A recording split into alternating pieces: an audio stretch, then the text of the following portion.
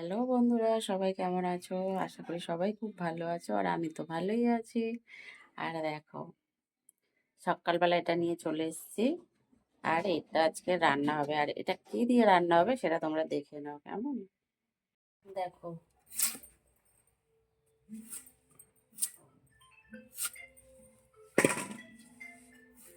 কি করছো এগুলো? এগুলো হচ্ছে চিংড়ি মাছ রান্না করবো বলে। হ্যাঁ। তো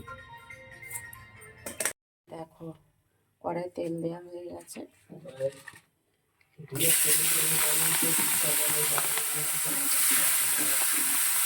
চিংড়ি মাছটা হালকা ভাজবো, খুব বেশি ভাজবো না। দেখো,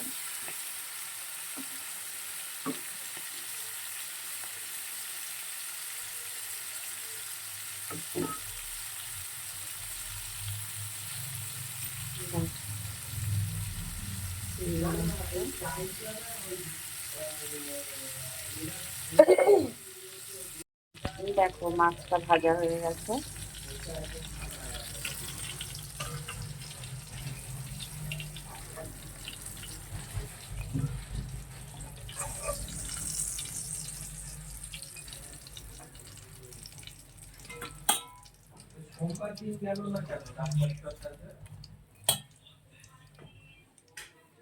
এর মধ্যে কড়াই যে তেলটুক আছে তাতে একটু কালো জিরে ফোড়ন দিয়ে দিলাম।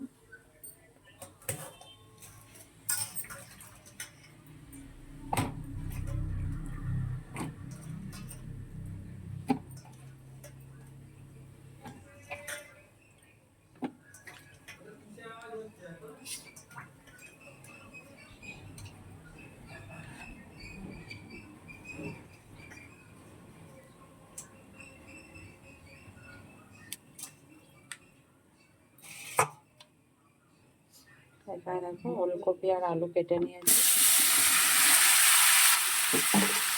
চিংড়ি মাছটা রান্না করছি।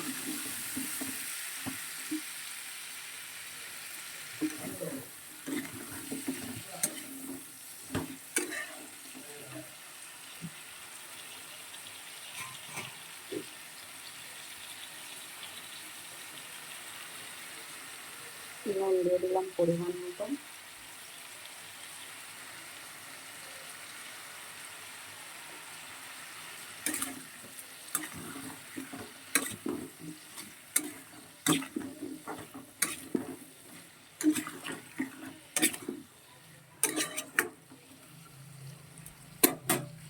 এটা ঢেকে দেবো।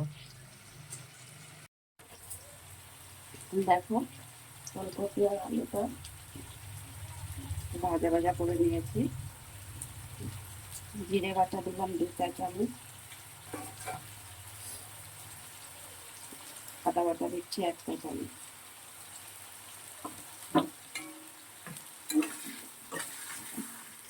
আর নুনটা আমি আগে থেকেই দিয়ে দিয়েছি। নুন দিলে হতো হয় কি, সবজিগুলো একটু মজে গেল, তাহলে একটু তাড়াতাড়ি বেশ সিদ্ধ হয়ে যায়। দেখো মশলাটা তো দিয়ে দিয়েছি, এটাকে আরও আমি 2 থেকে 3 মিনিট ঢেকে দেব। তারপরে এটা কষাবো, কেন কি অলরেডি ওর নিচে অনেকটা জল আছে। দেখো জল আছে, এবার এটা একটু ঢেকে দিচ্ছি।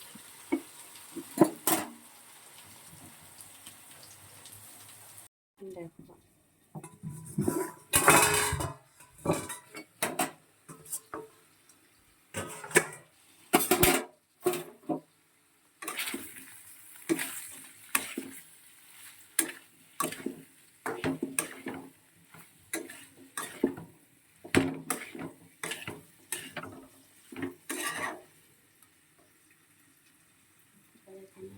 নুন তো দেওয়া হয়ে গেছে, হলুদ দিচ্ছি পরিমাণ মতো।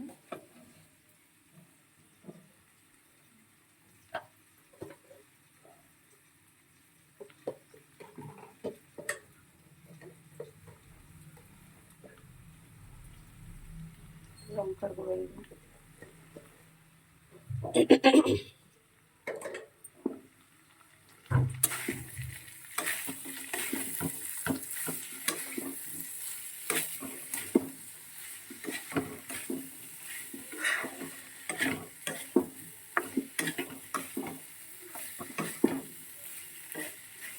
কালো জিরে দেখবে, যে কোনো তরকারিতে কালো জিরে দেবে, তার একটা সুন্দর গন্ধ বেরোয়।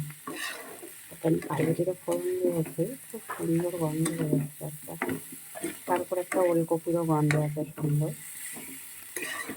দারুণ একটা সুন্দর গন্ধ বেরোচ্ছে তরকারিটা। চিংড়ি মাছ দিলে তো আরও অন্য ধরনের একটা স্বাদ চলে আসবে। বন্ধুরা, তোমরা যারা ফুলকপি খাও না তারা এইভাবে চিংড়ি মাছ দিয়ে খাবে, দেখবে কত সুন্দর টেস্ট লাগবে।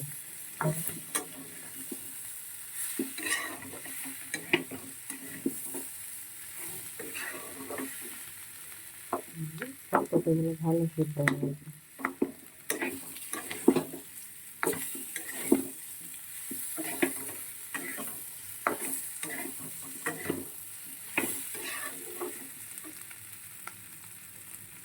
এতে সামান্য একটু জল দেবো।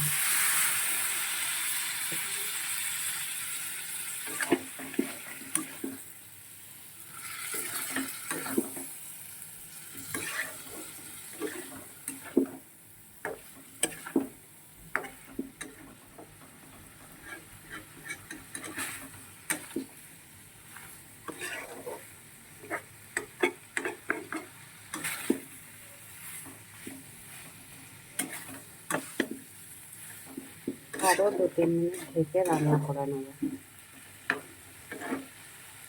এখন আর একটু মশলাটা কষাতে হবে, কমিয়ে দিলাম, এবারে ঢেকে দেবো।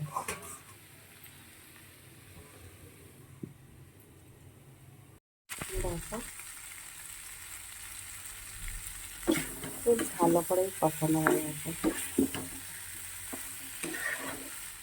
সুন্দর করে কষানো হয়ে গেছে।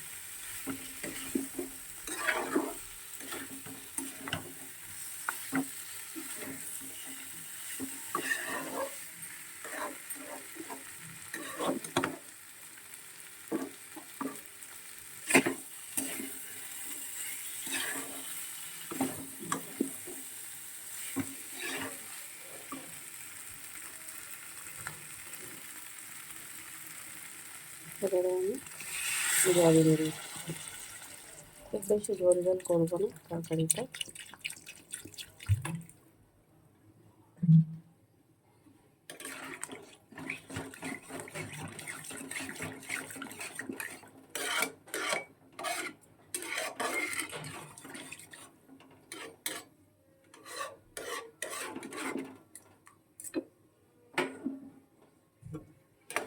একটু ফুটে উঠলে মাছগুলো দিয়ে দেবো।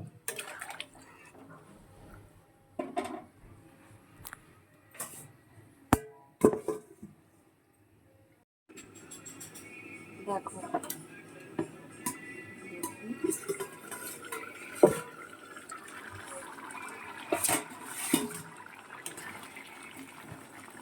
এবারে মাছগুলোকে দিয়ে দেবো।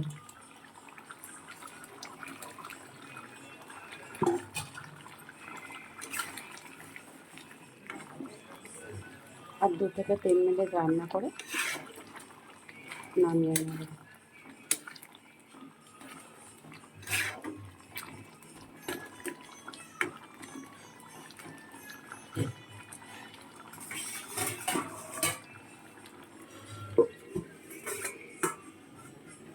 আর 2 থেকে 3 মিনিট রান্না করবো, গ্যাসটা ততক্ষণ কমিয়ে দিলাম।